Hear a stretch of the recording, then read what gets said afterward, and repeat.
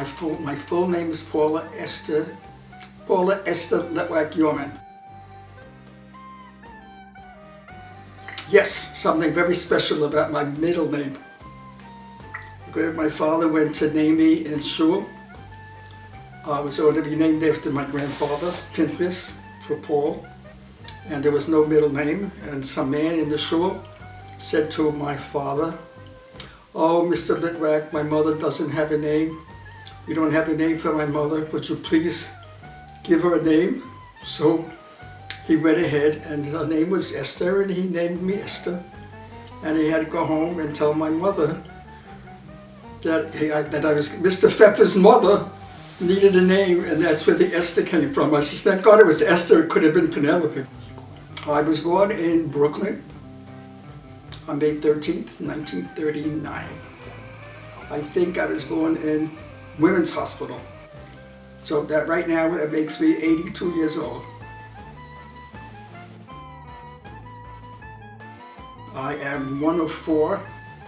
I had my older sister, who's since passed away. Her name was Rosalind, but we all called her Raisy. And then there's my brother, was the next one in line. His name was Gerald, but we all called him Yossi.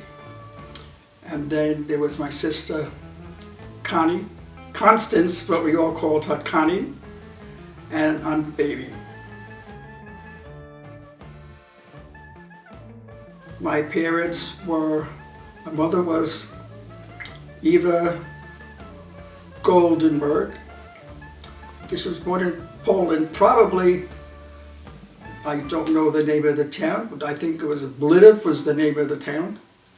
And my father's name is David Litwak, and he was born in Kharkiv, I guess both in Poland. My parents have gone a while ago. My mother died when she was 56. I can't remember the exact year, and my father died when he was just 80. My mother, when she came from Europe, was probably working in a sweatshop on a sewing machine. And as far as I know, my father only knew him as a seltzer man. He had his own business and selling seltzer and soda on a truck.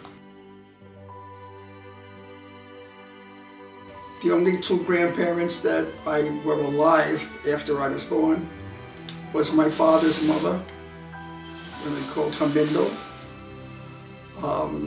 and my mother's mother, who I never met, but came from Europe, and she settled in Brazil, in São Paulo, Brazil. So never really met her, but years ago when my grandparents wanted to send somebody in to America, they took, I guess, their oldest, I guess it was my mother, Chava, and they were going to send her to America because my grandmother had a brother, Joe Kesak, who was in America, and she was going to send her to America to be with the uncle.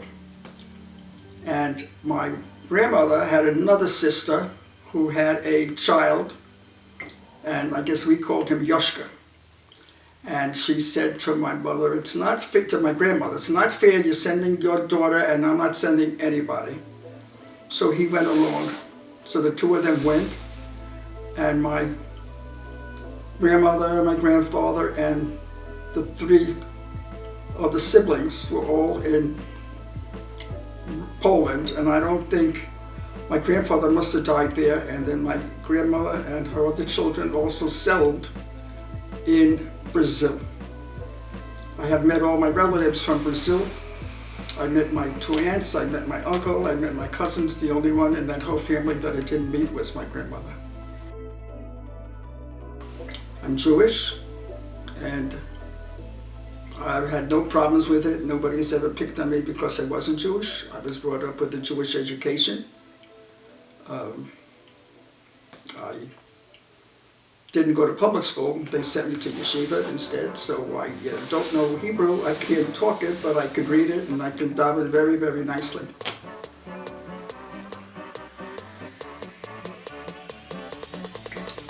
Oh my goodness. I don't think I remember way back. It's just what people, my family has told me.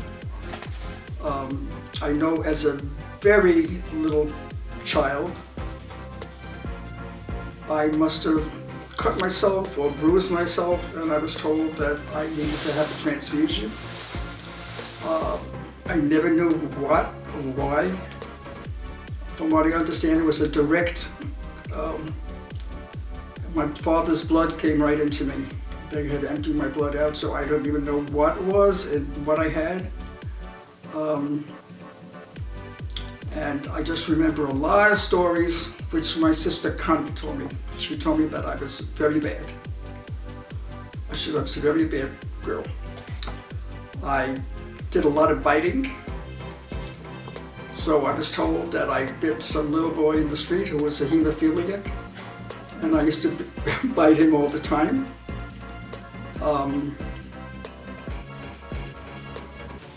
My sister Connie tells me stories that, and I have to trust her that when they're all gone, when my siblings are all gone, I have to try to trust her that whatever she told me was the truth. That my mother would get calls from neighbors to tell them that I was throwing her underwear out the window. I was told that, my sister Connie told me I was climbing out the window and she slammed the window on me. I was told that it was so bad that before Passover, when my mother had cases of eggs, because there's always so many eggs on Passover, I decided to jump into the eggs and do a dance and break all the eggs. What do I remember as a little kid? As I remember a little kid, I do remember that my brother was the babysitter, and I remember distinctly, this I do remember, he used to, maybe because the three girls were in one bedroom, he had his own bedroom, and he used to play the drums on my tuchus. So I remember him banging them on that, and probably something that we all know, and I'll just repeat it in here so it's in here, that my sister Connie always said that, she said, Razy was the cripple, Yossi was the king, Paula was the baby, and I got hit. So apparently she's the one who got hit because I was doing all these terrible things. Anything else that I remember as a little girl, which is interesting because we never said no to my mother. We never washed dishes, we didn't have to. We never washed dishes, we never cleaned away the tables. But if we were asked to do something, you did it. And this I definitely remember. It was one Friday when my mother was getting ready for Shabbos, and you have to wash the floors, and we covered the floors with newspaper. So everything had to be clean. And she asked Connie to do something, and Connie said, in a minute, and Connie got the wet mop right across her face. So that's what I remember of the little stuff in the house.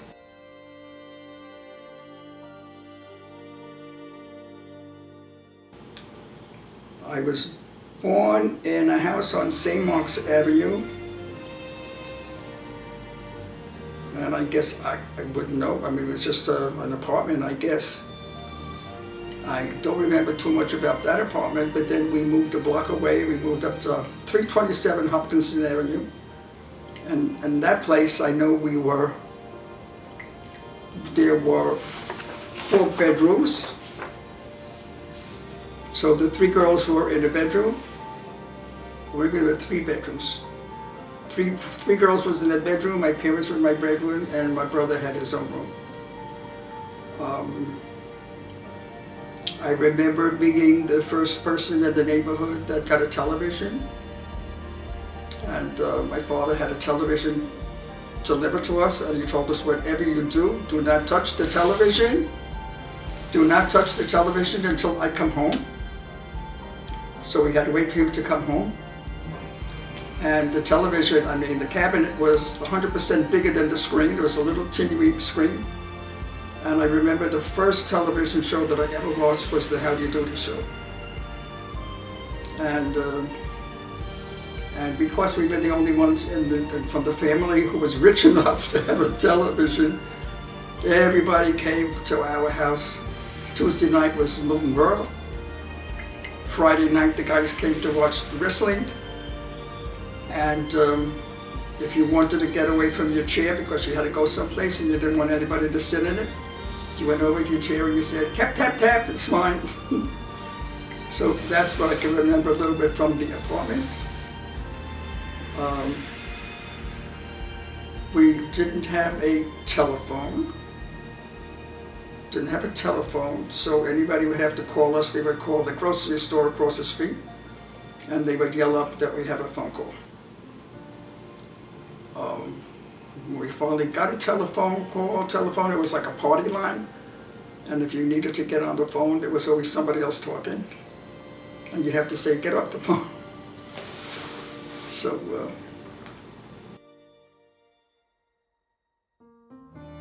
I did not go to elementary school. I went directly to yeshiva. I went to school, instead of going to public school in kindergarten, my parents put me into yeshiva. I went to Beis Yaakov, which was the Beth Jacob of Brownsville. It was in Eastern Parkway. And I was put in there directly into first grade. Their intentions were to get me in there for a year or so and then pull me out and send me to public school. And I refused to go to public school because my sister Connie always told me that they used to lock the girls in the clothes closet, or they used to have, they all wore braids. I had very short hair, but Connie all had long hair with braids. And back in those days, I think there were inkwells on the table. And so I wasn't going to public school because I didn't want to get locked in a closet, and I didn't want to have my hair put into an inkwell. So I just stayed in yeshiva for 8 years until I graduated. I was probably one of the first few that started in first grade and stayed on until the 8th grade. It was on Eastern Parkway, which was walking distance from my house. And there was an all-girls yeshiva.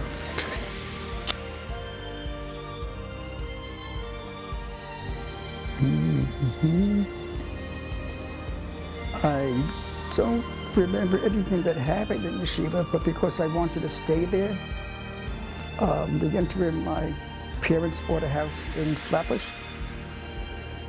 So in order for me to stay in the yeshiva, I had to go, we went to Monday to Friday, half a day Friday and a half a day Sunday.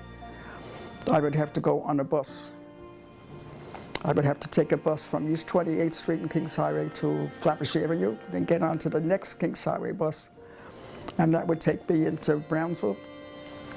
And so I remember for at least one full year when we moved, that I had to do all of this traveling, but I wanted to stay there.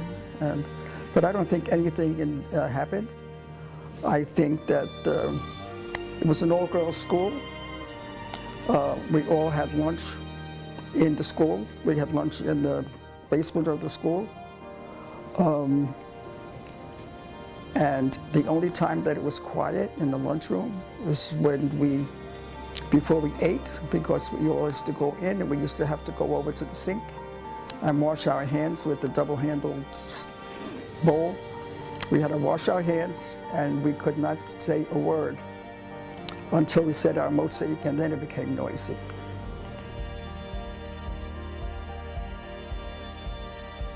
My grades in yeshiva must have been fine. I don't have copies of report cards, but back in those days you didn't get numbers, you just got check marks or X marks. I guess I did okay. I did learn how to read Hebrew. I did learn about all the holidays. But that was not a problem for me because we came from the background where the holidays were, and being Jewish was very important.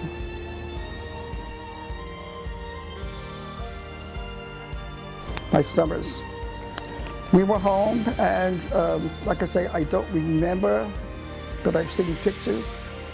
My father had a box truck, and we used to climb into the truck and go to Brighton Beach with the whole family with our salami sandwiches. And we would sit on the beach. I think maybe in the summertime we would go up to Indian Point. We'd take a train to New York, to a ferry, to get on a boat. And I just remember, but I have lots of pictures of us at Indian Point. And I guess if it was really hot, you stayed out on the fire escape, or you went up on the roof. That's what I did for my summer. Nothing, as a little girl, nothing. We had a dog, Teddy, I think the dog's name was. And I think Teddy, we were very little, Teddy died, and I went to have my tonsils taken out. And when I came to after my tonsils were taken out, we found out that the dog died. Poor. They were poor. My family back in those days were poor. I mean, like I said, my father was a salesman, my mother wasn't working. I know that we got new shoes before a holiday. We might have gotten a new outfit. I guess everything, my mother might have made everything. And if we had roller skates, I had one skate. I had to share it with Connie. I used one skate, she used one skate. Clothing, I guess my mother must have made all the clothing. So, I mean, basically, there was not a lot of money there. I have to presume that. But it didn't mean anything to us. This is the way we were brought up, and this is the way it was. And there was all the other relatives that lived in the neighborhood. We were all in the same boat. Everybody was in that same category. I was happy. I was happy as a child. I don't recall anything. I don't regret anything about growing up or doing what I had to do. I had a very good relationship with my parents. Unfortunately, my mother died at a young age, but so I don't remember too much. You know, we had a good relationship. I don't think I ever got hit by my parents. Like I said, I did learn not to say no, but I never said no. But we never had to do anything. My mother was just a very, very nice, laid-back lady. And I never had a problem with my brother or my sisters. I think we all got along very, very well.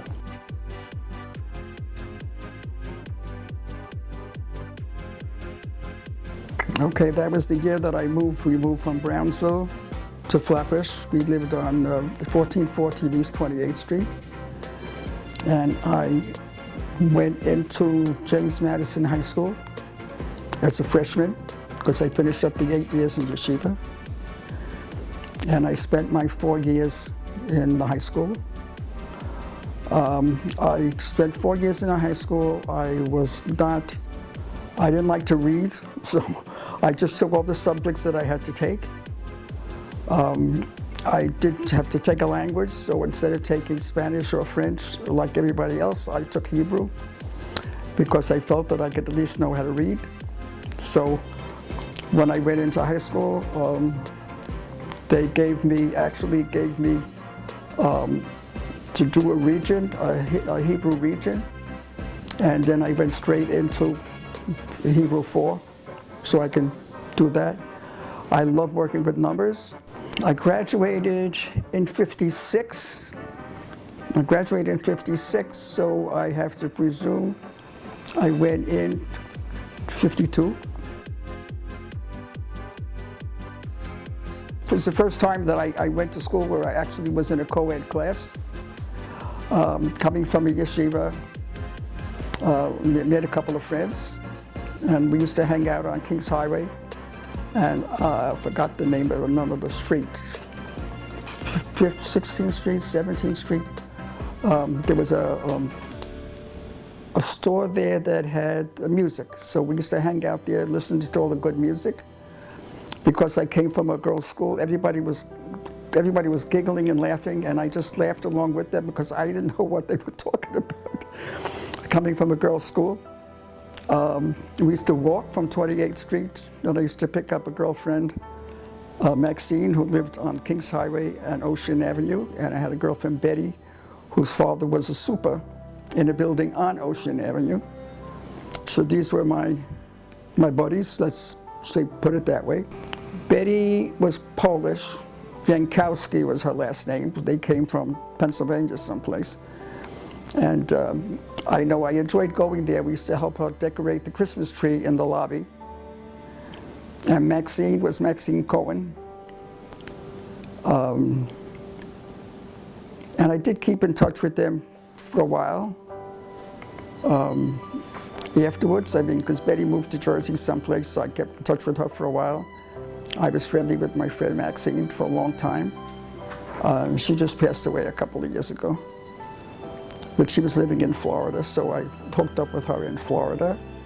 I loved math, so I took, I took what you called and when I went to high school, there was your academic, there was academic, there was general, and there was commercial. And I had a commercial degree. To this day, my son-in-law, Ed, laughs at me all the time. Commercial, I says, because you know what? I wasn't gonna learn how to do a frog. I wasn't interested in cutting open a frog. I took whatever I had to take. I took typing, I took stenography, I took business machines. This is what I took. My grades were fine. I remember taking the Regents. Anybody that came from New York would know you took Regents. And I remember when I took the Regents for my accounting region or the math region, whatever it was, that I ended up with a 99 because I only put one line under the date when you needed to have two lines. So all these my nieces, nephews, or whoever was to go into school, they would understand, or accounting people would understand why I lost points, because the double line was meant a lot. I had no intentions of going to college. I wanted to go to work. And in my senior year, I decided I want to go to college. So I did go I went to Brooklyn College. So I used to like volleyball. I was on the volleyball team at the school. I liked volleyball. Didn't play baseball, didn't do anything like that. We used to have swimming pools in Madison on the ground floor. And that was part of gym. You had to take it. You couldn't graduate unless you were able to dive into the pool. To this day, I'm not a good swimmer, but I had to dive, so I couldn't dive, but they told me that I can just sit at the edge of the pool and dive in from a sitting position, so that I can just dive in from the sitting position. Anybody who went to that school, and I think a bunch of my nephews all went to that school, the matron in the pool, I don't know how it was with the guys. You just walked in and she just looked at you and she gave you a bathing suit. The bathing suits, as soon as you hit water, stretched out. So I used to go in and I used to shrink myself down. So she should give me a different bathing suit. So we had fun with that. It always turned out that my first period was gym and my next period was up on the 4th floor. I don't think I was a genius, but I think that I passed everything and I graduated with not a problem. Oh my God, this is like, I can tell you I had no connection with boys at all until I got into high school. I can't tell you who, but I'm just going to come up with one person. Might have been the first, might have been the second, I don't know. But it was somebody who I met through my friend Betty, because her husband had these friends. and I met this fellow, Shelley. So I have to say that he was probably, maybe it was New Year's, we might have gone into the city. We never stood there to watch the ball come down, but maybe we went to a show. And he was the one pretty much I was going to hang out with for a while. So when I graduated, I asked him to go. He didn't go to Madison, but I asked him to go to the prom with me. And he was going to go to the prom with me, and I bought the tickets for the prom. And last minute, he was in the Army. Last minute, he called me up and told me that he can't get home. So lucky me, my brother Yossi became my date. He got me a corsage, and I got him a boutonniere, and I guess he got a tuxedo or whatever. And we went to the prom. So my brother was my escort, and I do have a picture of me and my brother at the prom.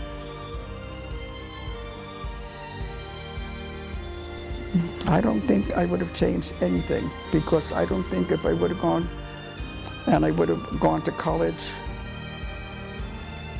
like everybody else, you know, that matriculated, that's the word, matriculated. I went non-matriculation or whatever. They probably all would have turned out the same way, because I did go to Brooklyn College for, started to go to Brooklyn College for accounting. And after the first year, most of my classes, cost accounting, most of these classes were given at night. And I needed to go to school during the day. I needed to go to school at night, because most of the students, most of the boys in the class were all people on the GI Bill, and they had families, and they had to go at night. So I just went for the 2 years, and I think right around that time, my mother passed away, and there was responsibilities in the house. So I just stayed on for like 2 years, and then I stopped going. But whatever I did learn was able to give me enough knowledge for me to go out and apply for a job. I think we did go to Washington, D.C. We went to Washington, D.C. It might have been on a Memorial Day weekend. And my mother, my mother was still alive, so she wasn't very well. She wasn't too good that time. And my mother always wore a house dress, so I don't think anybody ever saw her without a house dress. And we went, and we went in a private tour. And they picked us up in a limousine that had a flag on it. Everybody thought we were very, very important people. So I remember going to Washington with them. And we went to Arlington Cemetery. We went to a few of the sites. So that would have been a vacation when I was in high school. Not so much with them, but I think I might have gone away to the Catskills, because my Aunt Jerry and Uncle Irving and their children, Paula and Philip, had a bungalow colony in Kymesha Lake. I think they would have taken a room maybe for a month, and it was like what you would have called a kocheling. We had one room, and it was a community kitchen. You had a half of a refrigerator, you had half of a stove, and that was a lot of fun because everybody was in the dining room with their children. I think we had a bathroom on the floor. So that was maybe one summer. Then I did go with my aunt and uncle a few times, and we went in the summertime. And my Uncle Irving only wanted us to work. So he put an ad in the paper that if anybody is looking for office help or a mother's helper. He did it in one ad.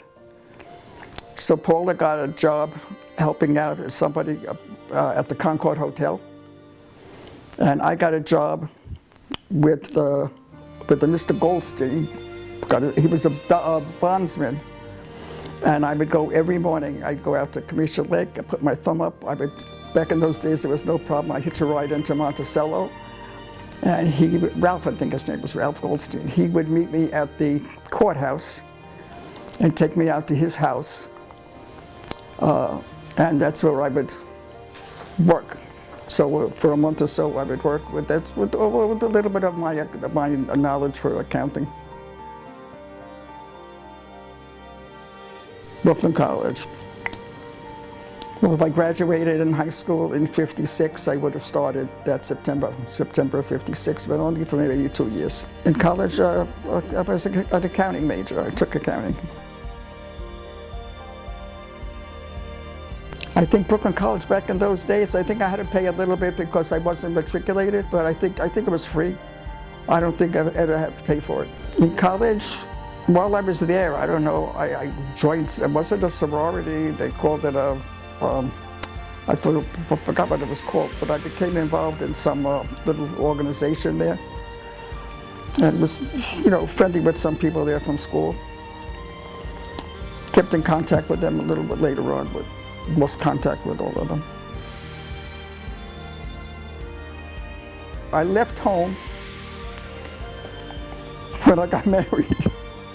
I lived at home until I got married.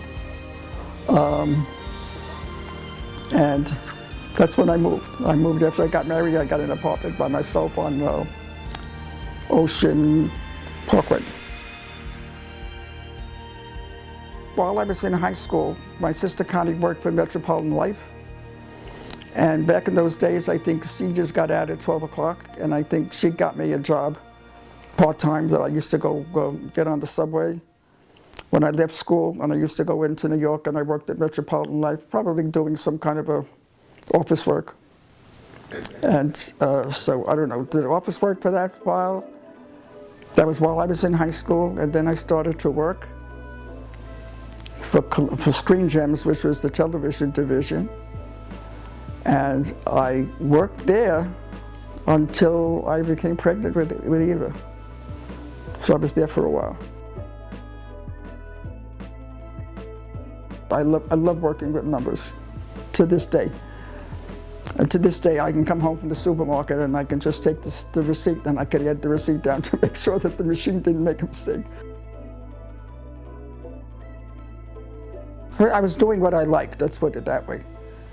I would have stayed on longer, except, I was, like I said, I became pregnant, and I got sick, and then I had whether it was just a virus or something, and then I got a relapse, and then I had to go back at work again. And the personnel director was a woman, and I don't think she was too happy with ladies. And she just said to me, why don't you just quit? And instead of talking to the union rep, I just said, this is it, goodbye, I'm not coming back. So I wasn't eligible to get unemployment or anything, but I was already pregnant with Eva, and so that was fine. So then I never worked again until much, much later.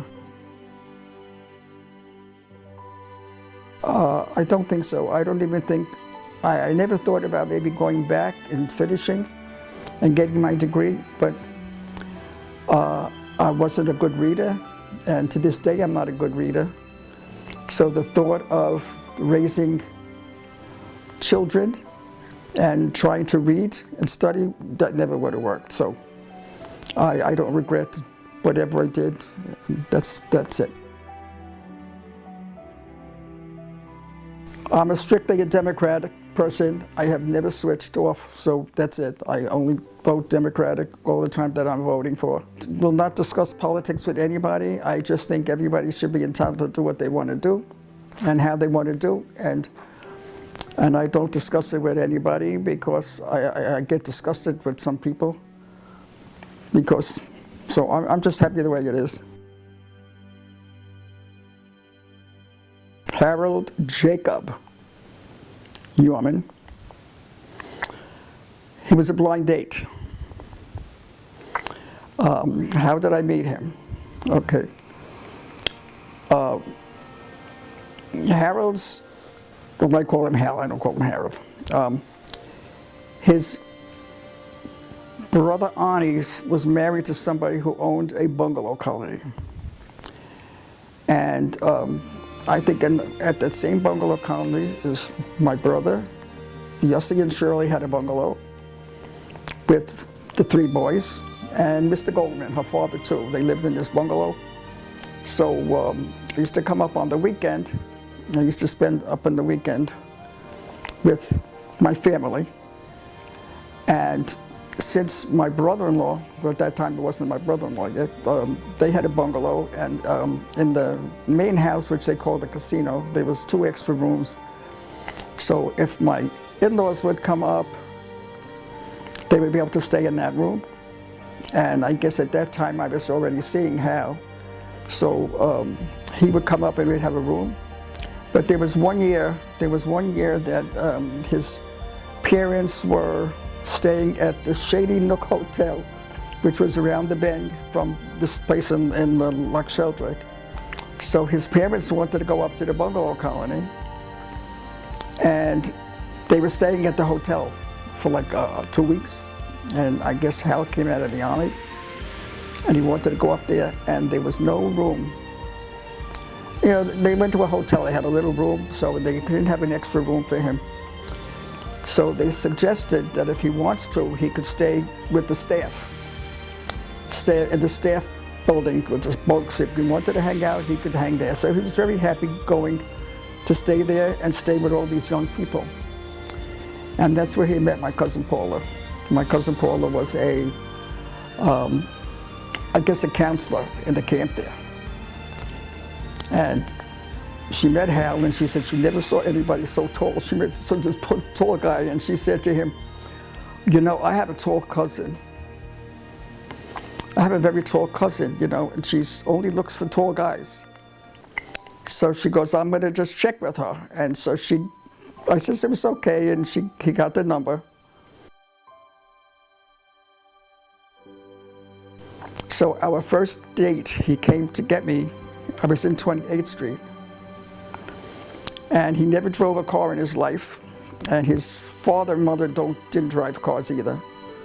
So they decided to buy him a car, and they got him a stick shift car.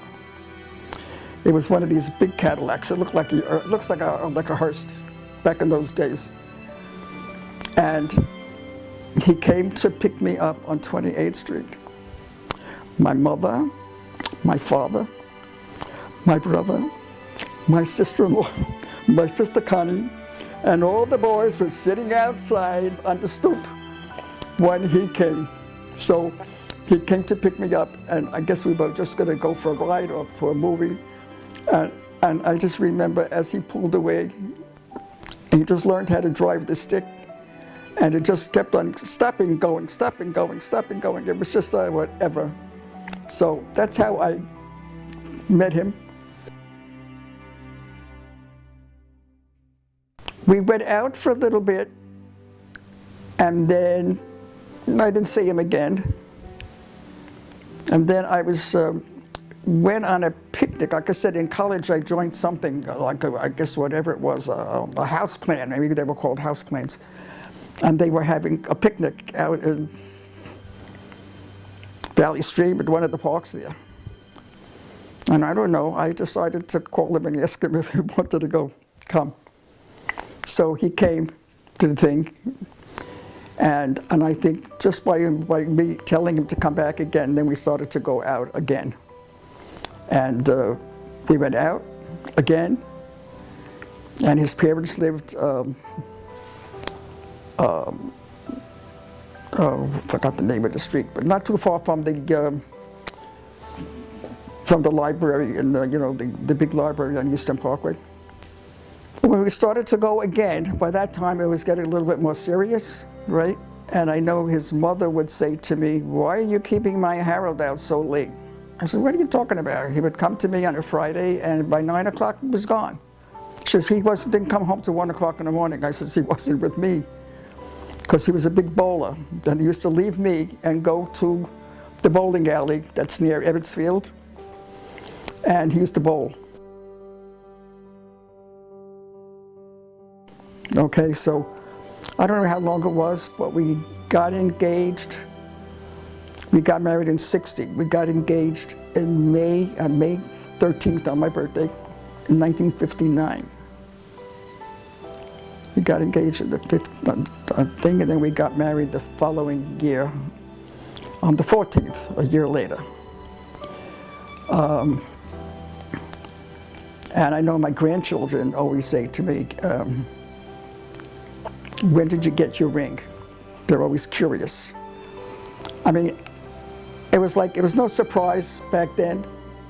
It was no surprise. I mean, his in-laws took me to the jewelry exchange, and I'm surprised that they never dealt. She had a nephew who was in the business, and I'm surprised that she never dealt with Cousin Arthur, where they would have gotten a good deal. So I went and I just told them what kind of setting I wanted, and they showed me some diamonds, and they just said to me, do you want to have a big one with an imperfection, or do you want to have a smaller one that's perfect? And I says, I'll have a smaller one. So I did not know when it was going to be put together. And on my birthday, we went to have dinner at Mama Leone's. That was like the place. We went for dinner at Mama Leone's. And my kids crack up from this all the time, because when we left and he was taking me home, by that time he had a normal car. We were coming home, and only you Brooklynite people would know. We stopped off at Plum Beach. Because there's a lot of people, would stop there just to whatever, make out or hang out. And my kids are so hysterical. They said, you made out with Bubby on the Parkway? I said, that's where I got my ring. So, and then a year later, we were married. We were married 45 years before he passed away. This last year, this year would have been our 61st wedding anniversary. He passed away in 2004. It's 17 years. Yeah, he's gone 17 years. We didn't make it. We had a big plan for our 45th anniversary and his 70th birthday. We planned on going on a cruise, because we always went on vacations with Yossi and Shirley, my brother and sister-in-law, for their anniversaries. They always took their children up to Kutch's, and everybody was invited to come. We're not paying for you, but you're all welcome to come. And we always went on all of these occasions. So this is what happened. We were on a cruise, and we were sitting at a dock somewhere. We were on a Norwegian line, and we looked up. Next to us was this huge, humongous ship. And I said, oh my God, I couldn't believe how high it was. And we decided right there and then that, we're going to take our kids on a cruise. We'll do it for our 45th. We don't have to wait for 50. And it was his 70th. And again, I invited everybody. I says, we're going, so if anybody wants to join us. So we did have, at that point, my brother was already gone, but Shirley was there, and Connie was there, and Paul was there with his girls. And I think my niece, Alex, came in from Columbus, and I had my sister-in-law, Edna, and her son. And we all went on this cruise. Unfortunately, he didn't make his 45th, and he didn't make his 70th. But I approached all my nieces and nephews, everybody was in my house the day that he died. And I said, look, this was one of his wishes that he said to me, whatever. He knew that he wasn't going to make it. And he says, I'm not going to make it. He says, but you have to promise me. You have to take the kids. So I approached everybody that day, and I said, anybody who wants to cancel, you can cancel. Nobody canceled. And we all went away. And it was a tough cruise, but it worked itself out.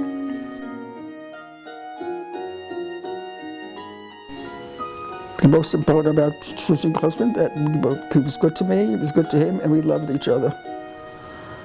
And I don't think we ever really had an argument, small little things, and I would say to him, you don't like what I did? Go move in with your mother. So you know what? He was always good to me. He said, no. No, I ain't moving with my mother. But we had a good time, we had good 45 years. I have 3 wonderful children. Eva was born on May 25th, 1962. And her name was Eva. She didn't have a middle name. She just had the L initial for Litwak. When I was pregnant with her, I didn't know what I was having, because back in those days we didn't know any of that stuff. It was a surprise.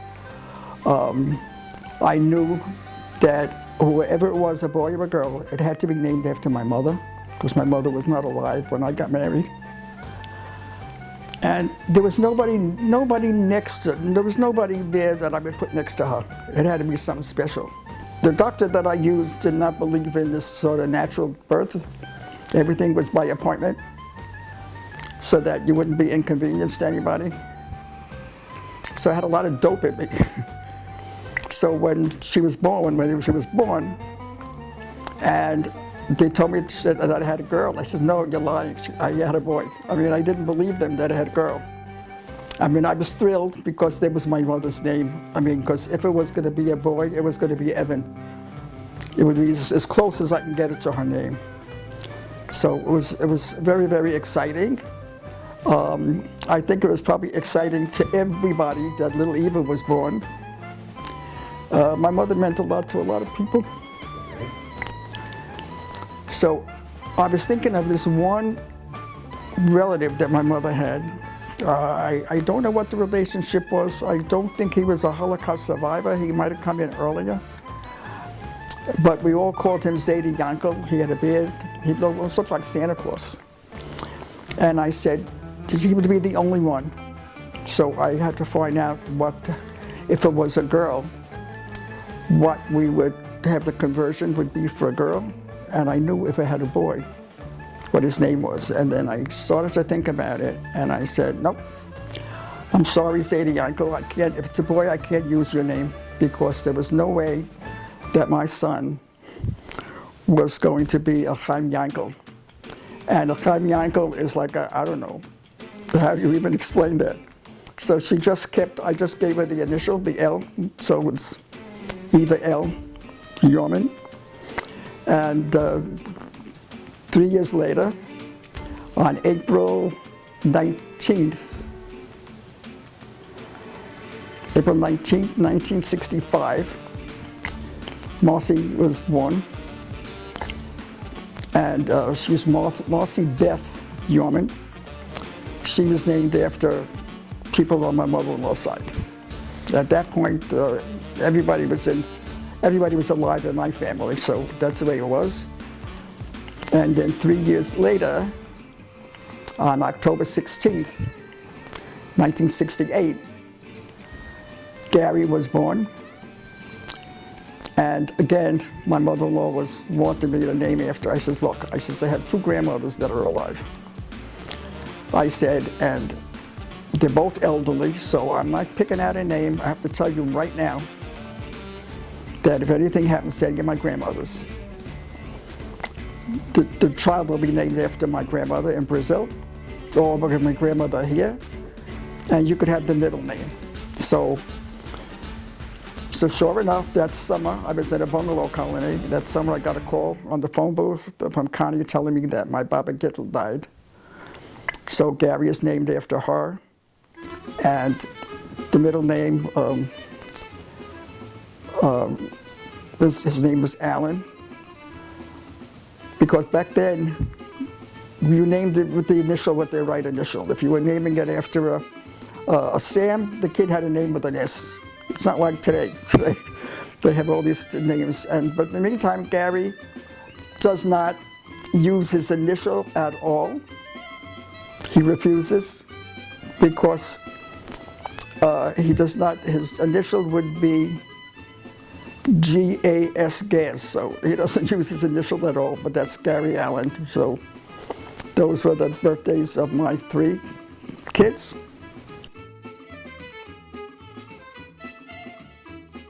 Oh, that's the best club that anybody could ever belong to. I only have two.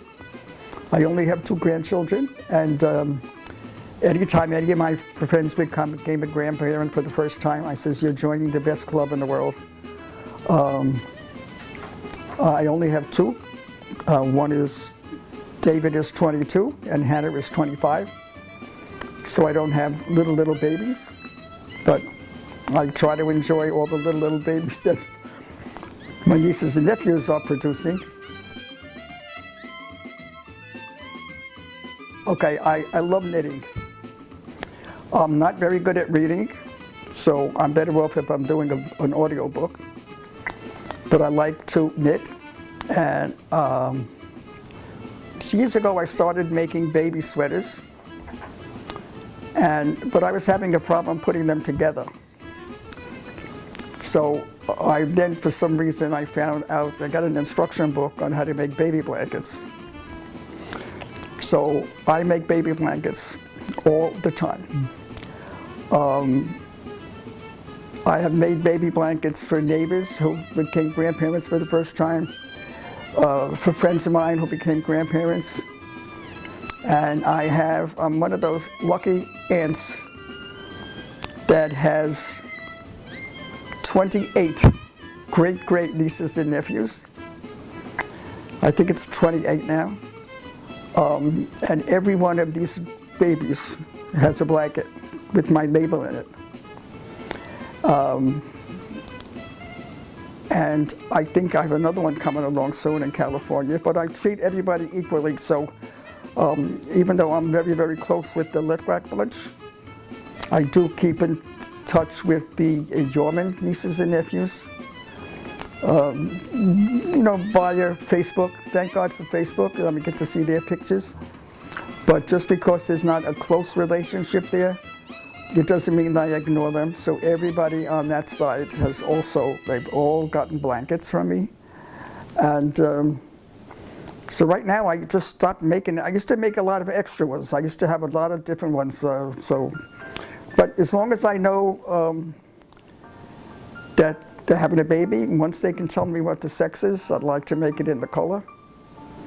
So I enjoy doing that, and I enjoy when every once in a while I see a picture of these babies with the blankets, with these blankets. In fact, I made one for a friend of mine whose little girl is now turning 13. I made one when she was born. And I just found out this past year that she's still using this blanket. She does not go to sleep without her blanket. So 2 years ago when I found out about it, I saw the little girl in the synagogue for the holidays, and I said, I hope you don't get mad at me. I says, you have no idea how happy this makes me feel. But now she turned 13, and her grandmother said to me, don't say anything to her now, because now she's a teenager, she'll be embarrassed. I said, no, but I see pictures of the babies coming from the hospital in the blanket. I see pictures, the photographers take the children on the blanket, so that's probably, and I do a lot of television watching, but I'm not going to tell you, I'm a television person. What am I going to say? I belong to a lot of them. I volunteer with Make-A-Wish Foundation. I really started to volunteer with them after Gary got involved with them. Gary does a big fundraiser for them every year, but Gary was doing that prior, and then when they opened up the castle right here in Monroe, that's when I started volunteering. All I do is sit at a desk. Nobody's allowed to walk around the building. I do not work with the children because I'm too emotional. I cannot do that. So I just sit there at the desk and welcome people when they come in, and if they give me some office work to do, I do that. I volunteer with Jewish Family Service,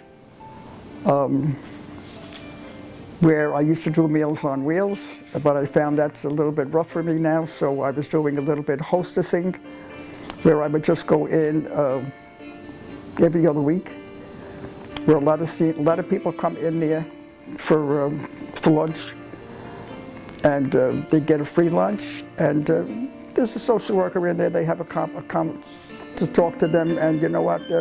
These are not people with dementia. They're not people that are mentally handicapped. They're very nice people. We have a lot of adult communities where I live, so I go in there and I part of the conversation with them. I have a nice lunch. So now they're just going to start doing it again because everything has been closed. I'm involved with Hadassah. I am involved with the Border Hospital Foundation. We were very, very involved in that. Hal was a president of an Old Bridge chapter, and now I am with my synagogue. I am on the Sisterhood Board of Directors. I have a job that I've been doing for many, many years. I have to notify everybody when somebody is either sick or had a baby or unfortunately a death, and I contact everybody and they let me know if they want to send something, and I take care of that. And I am on the board of the synagogue. And the synagogue board, I've been on there for many, many years. My job there is good and welfare. I don't have to write anything, but I am always there to keep in contact with people who have been sick. If I can make a shiva call, I will make a shiva call if I can. Right now, everything has been on Zoom, so I do a lot of stuff on Zoom. So really, the temple is they're like my family. I mean, I've been with them I joined the synagogue when we moved out to Old Bridge. Gary was 10 months old, so I am a member of the synagogue now for like 52 years. I've been involved with that all the time, and I don't think I have room for anybody else.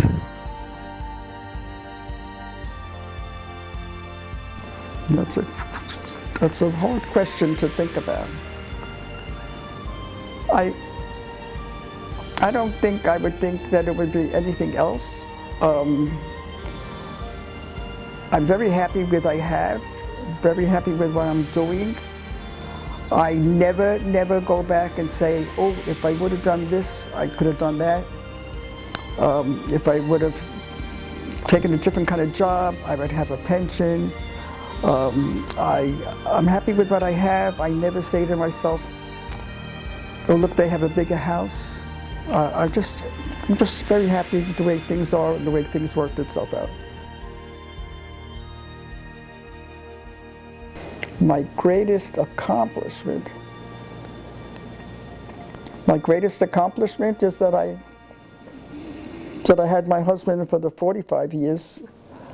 And my greatest accomplishment is that I'm very proud of my grandchildren, and for me, that I'm able to function, but like we're able to help people in whichever one of my organizations. I'm very, very happy the way things are. My biggest disappointment would be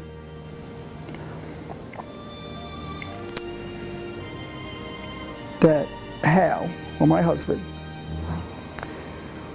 went through so much sickness in his life,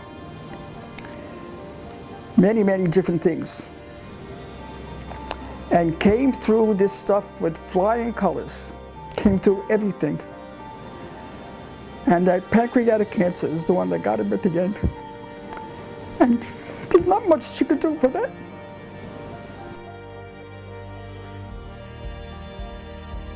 I don't think I would have changed anything. I'm living with it the way it is now. And what would I like? I would have liked that I had a husband that wasn't sick. I would like to know that he was healthy and that he was enjoying all of these good things that are happening now. It was very hard for me to walk down the aisle when my son got married. And now I have my granddaughter got engaged, so we'll have a wedding. We'll manage through all of it. And I have a grandson that just graduated. So I have a lot of good things to look forward to now. My goal is that I should just stay the way I am, not get anything more serious than what I have, and that I can hang around for a while. I don't want to miss on anything. I don't want to miss on any of this stuff. I just think back, and I think about my sister-in-law, Shirley, that got married at such a young age. I had 3 boys and a lot of grandchildren. It bothers me a lot that she was not there once.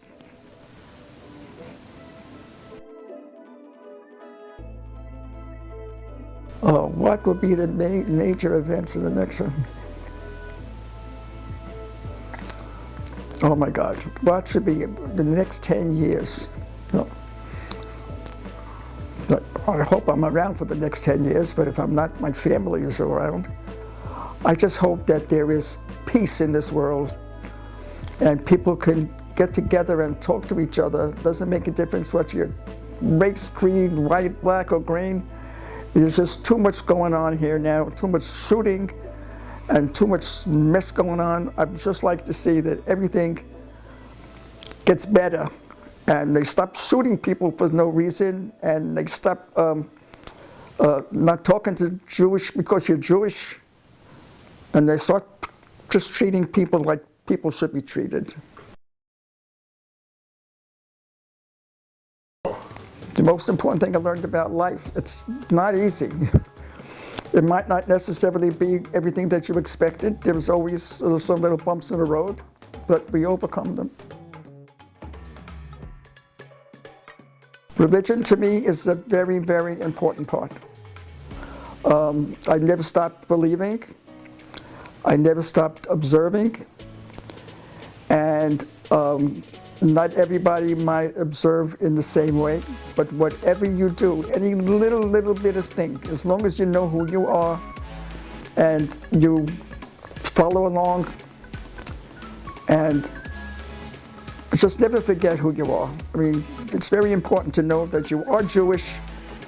You might be American, but you are basically, you're Jewish.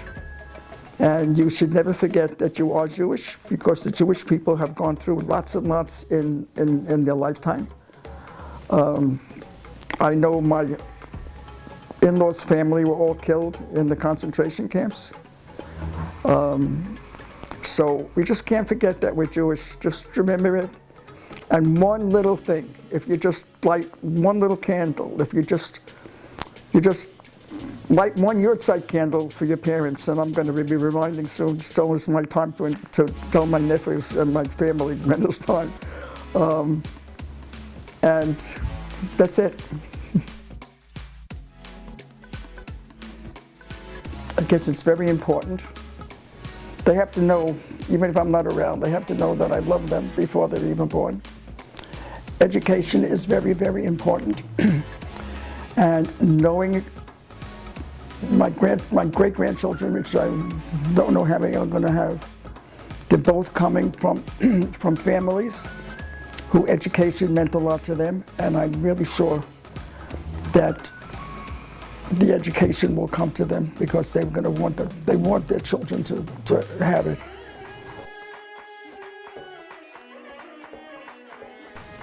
And then for them to manage a career. The career is very important. Very, very important that you do what you're happy with, and just don't do it because there's money involved in it. Money doesn't buy everything. If you're going to go out and make money and be miserable at your job and be miserable, then that's not for you. Just get to just do what's going to make you happy and what's going to keep you happy. Love and marriage is, once again, whatever is your type, whatever it is, will be fine. You have to accept what's going on in your life. These things are different now from years ago. There's mixed marriages, there's same-sex marriages, and they should all be treated equal. Equal, just love them. Just love them, don't turn away from them, turn away from any of them. I guess raising the children is a crazy kind of thing, but raising their children is fine. If it's a mixed marriage kind of thing, that's fine too. The child should be brought up knowing that there are two sides to the family, and they should still know that there's one side and there's another side, and that the parents should get along with this and accept it, which is fine. I don't think that you can actually decide for them. I guess it's the children down the road who's going to make their own decision anyway, so there's nothing that you could really do for them. But I would just hope that they still remember who they are, whether you're Catholic, whether you're Protestant, whether you're Jewish, that they should just remember that their ancestors and way back what their family came from.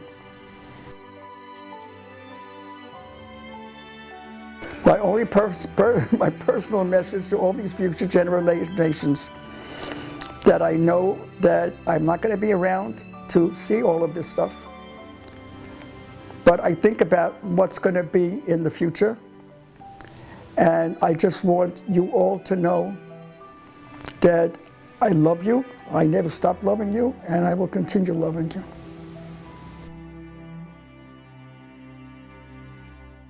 I just ended back, way back. I was once asked a question as to who was my favorite nephew. And I says, how can you ask such a question? They're all equal. You have to pick on one. I said, okay, if I have to pick on one, I says, I'm going to say Mitchell. I says, you know what? My brother Shirley got married when I was 9. I became an aunt when I was 11. I said, so becoming an aunt for the first time it doesn't make there's any difference between them. I know that way back, I remember when so I didn't put this in, I can't think of everything, but I know that when my brother was seeing Shirley, just seeing Shirley dating, and Shirley always came, I think even when he was in the Army, she always came to our house on Friday night to dinner. And I just remember that every Friday, because I went to yeshiva and I was home by 12 o'clock on Friday. She worked in a place on Kings Highway. She used to sell teeth. And I remember every Friday I used to walk down there to pick her up from work, to bring her home. And I remember, I don't remember whether she called me or I called her. We always used the word Ketzel, like little cat.